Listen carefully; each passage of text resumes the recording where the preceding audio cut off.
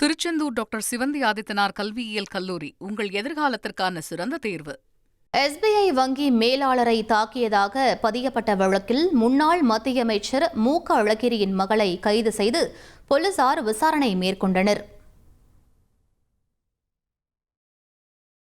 சென்னை பெசன்ட் நகரில் உள்ள திமுக முன்னாள் மத்திய அமைச்சர் அழகிரியின் மகள் கயல்விழிக்கு சொந்தமான கட்டிடத்தில் எஸ்பிஐ வங்கி கிளை வாடகைக்கு இயங்கி வருகிறது.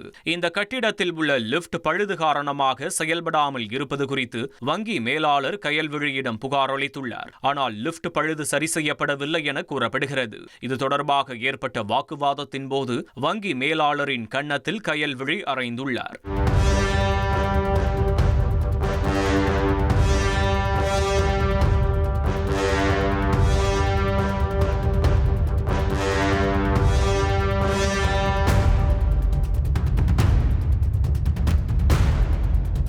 வங்கி மேலாளர் அளித்த புகாரின் பேரில் சாஸ்திரி நகர் போலீசார் கயல்விழி மீது வழக்கு பதிவு செய்தனர். இந்நிலையில் அவரை கைது செய்த போலீசார் காவல் நிலையத்திற்கு அழைத்து சென்று விசாரணை நடத்தினர்.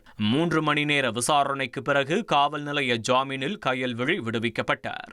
திருச்செந்தூர் டாக்டர் சிவந்தி ஆதித்தனார் கல்வியியல் கல்லூரி உங்கள் எதிர்காலத்திற்கான சிறந்த தேர்வு.